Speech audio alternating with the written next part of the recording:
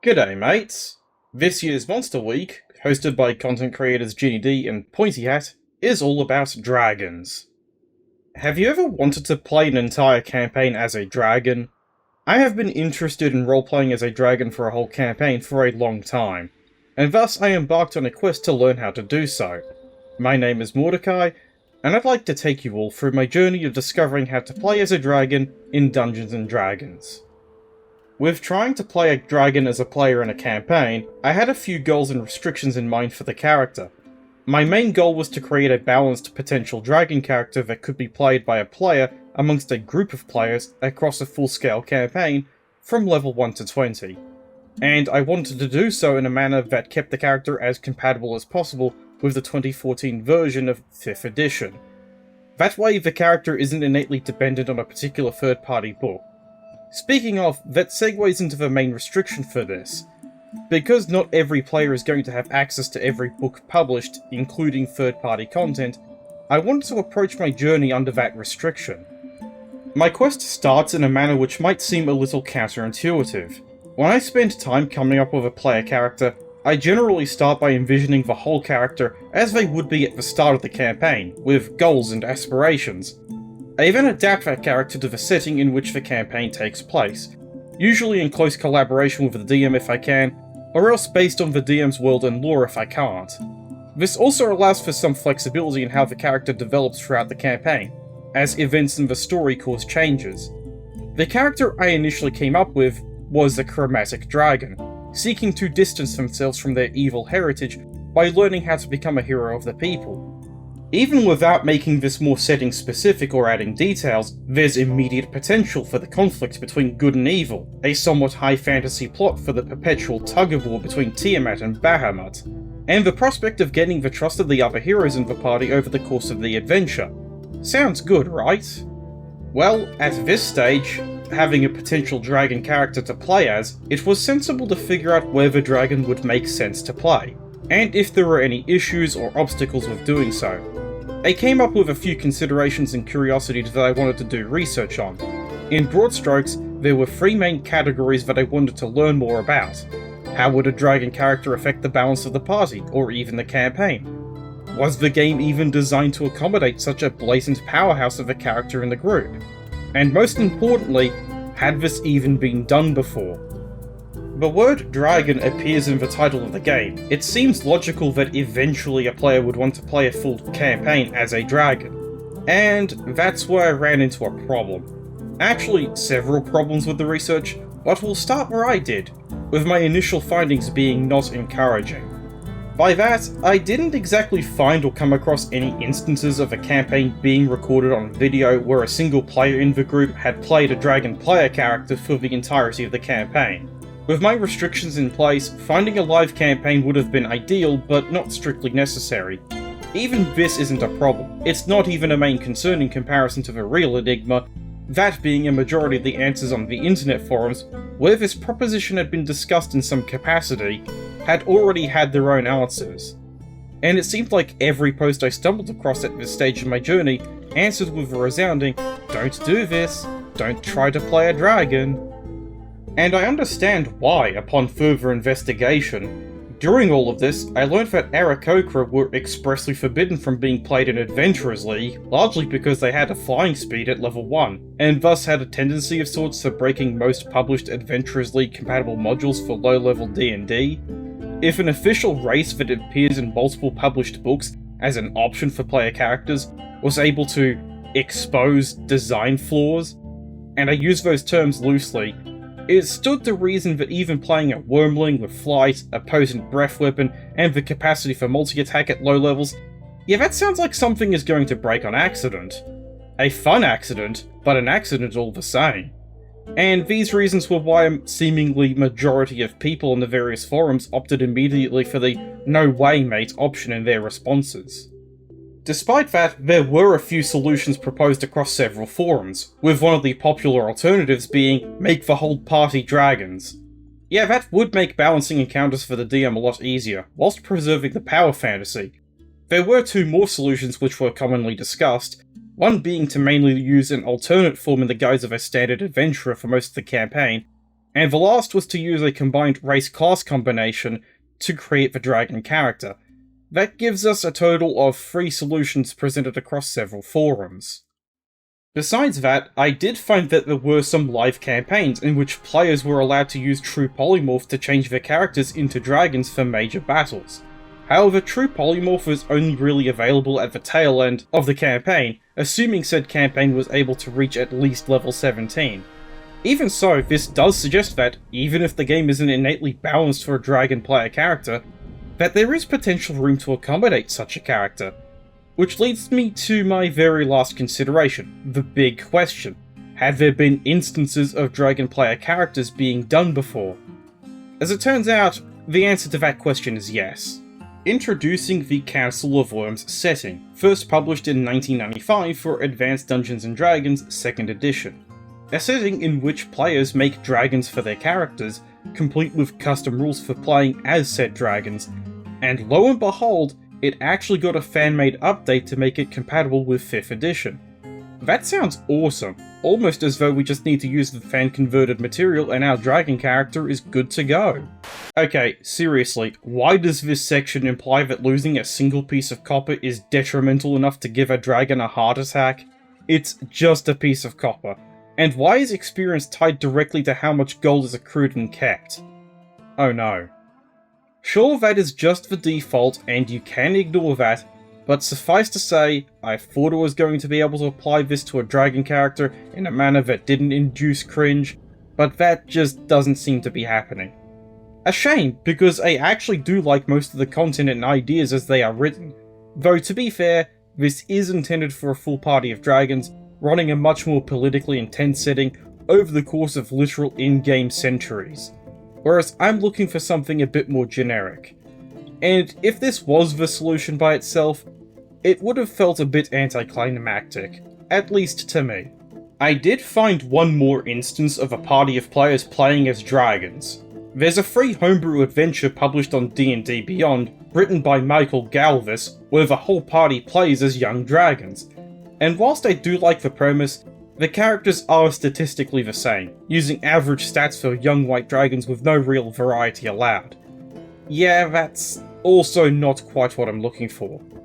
However, all of this put together, the free solutions across several forums, the Council of Worms rules, and Michael Galvis's adventure, it all points to the possibility of accomplishing my goals within my restrictions of creating a balanced dragon player character for a whole campaign. So, let's add some details to the dragon character, including detailing their backstory, goals and motivations, and to figure out the balancing of their stats. Meet Cowros, a young white dragon with a troubled history. Born in the bitter cold frozen wastelands commonly referred to as the Grasp of Borealis, she was the last amongst her siblings to hatch, which led to frequent neglect from her parents, and resulted in her being picked on by her siblings for being the weakest. Most would say that her fate was to become a devout servant of Tiamat. But sometimes fate enjoys twists of irony. By chance, she had discovered a headband of intellect amongst her parents' collective hoard of magic items, some trophy from a previous group of failed adventurers, from a time long before her birth. Her putting on the headband and experiencing true understanding resulted in her finally being able to put her life up to that point into perspective.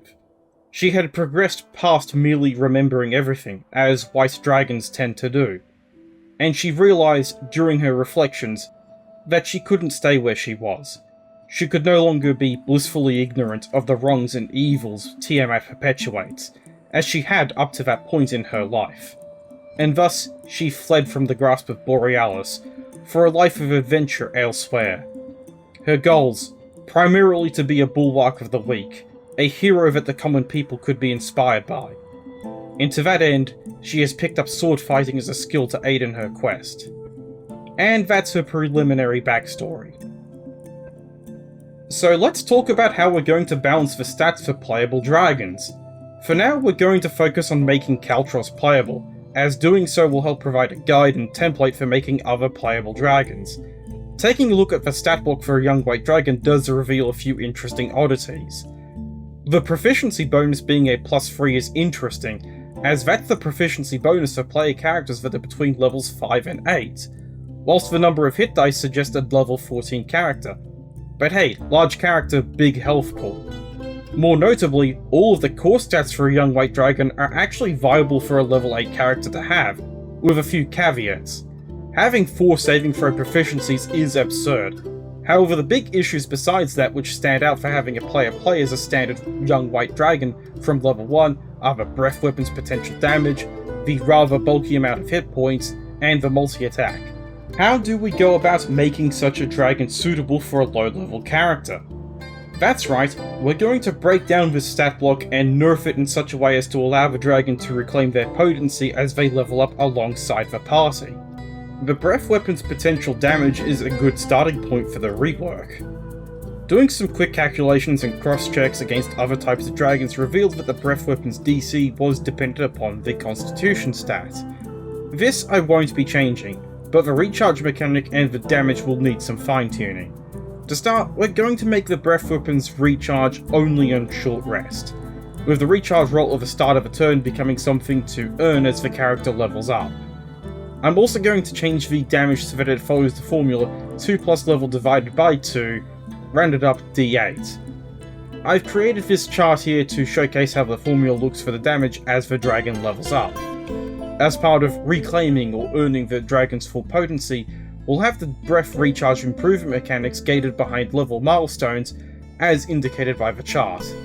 These aren't intended to be hard guidelines, as another possibility would be to lock improving the breath weapon's recharge behind story milestones instead, which I myself would be in favour of. With that, let's move on to the multi-attack. Cross-checking against the fighter class raises an interesting idea on how we can balance out the multi-attack for a playable dragon. For this, I won't be adjusting the actual damage dice involved, however we will be changing how multi-attack works. At level 1 there should only be a single attack per round, and we'll make the bite attack follow the same ruling as the breath weapon to start off with, recharging on a short rest.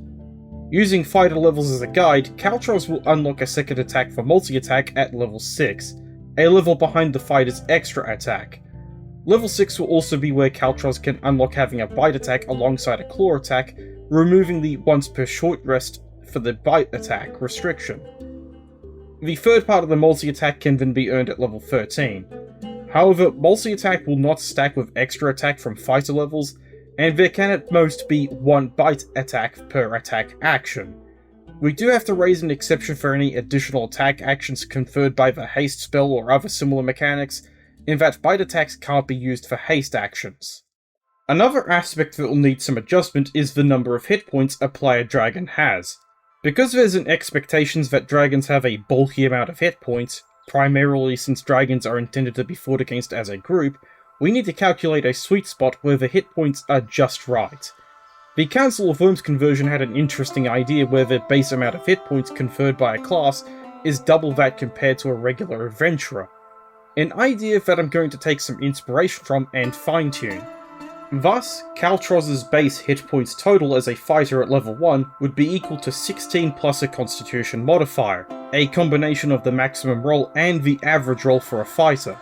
Thereafter, each additional level also yields an additional hit point on top of whatever other hit points boost is applied.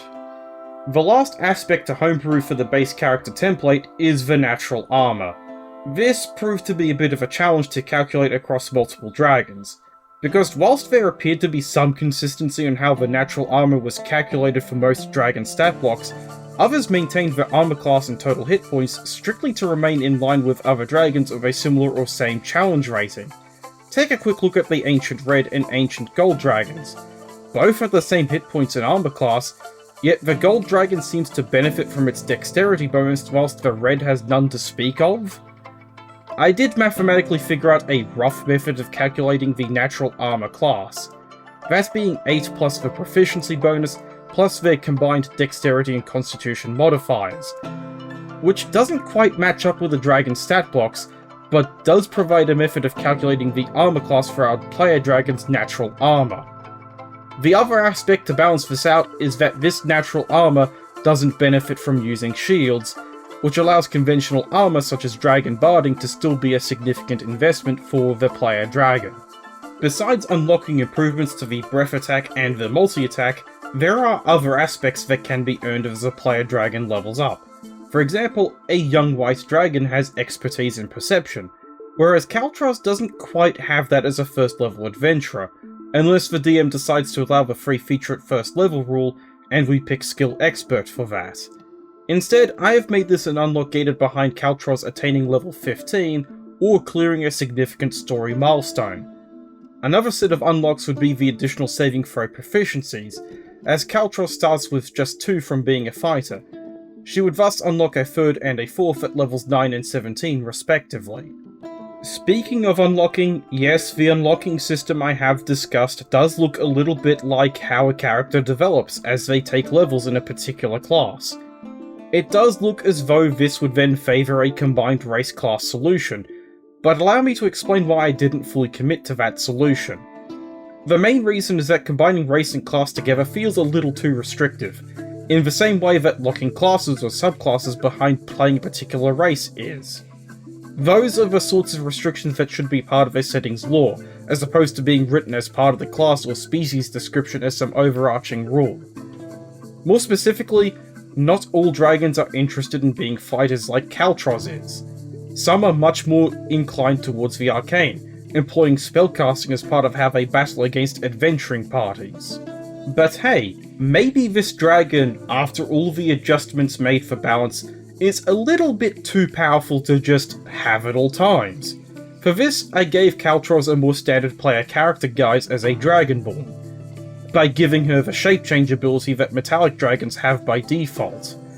This gives her a conventional form to take up for the majority of the campaign, whilst reserving the dragon form for major boss fights where the odds are really on the line, such as fighting against a powerful servant of Tiamat, or some eldritch monstrosity. This does also provide a potential plot hook where she's stuck as a Dragonborn at the start of the campaign and has to unlock her true form over the course of the story.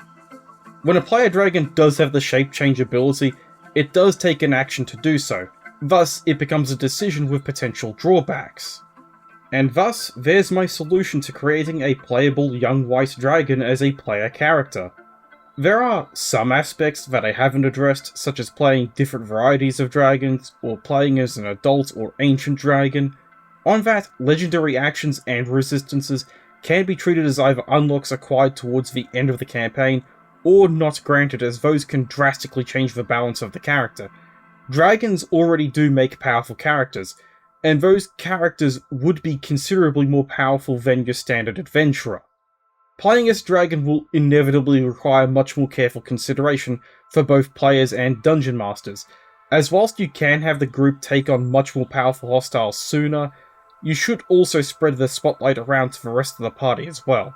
My solution could also be used to create an NPC companion for the party, where they could then summon their potent ally for those major boss fights where they know ahead of time that they are outmatched. The biggest drawback, besides playing a character which will then have trouble being able to get inside buildings to do commerce, is that having a dragon around definitely favours a more high fantasy setting. Suffice to say, creating a dragon player character and playing as one in a full campaign is possible. And like most everything else for a campaign, it does rely on the party and the dungeon master being on board. But that's the beauty of tabletop role-playing games, being able to create stories and experiences as a group, to create a journey from scratch, to have fun collaborating as a group, and if a player wants to play a dragon, then let's play a dragon. Preferably one with some personality as well.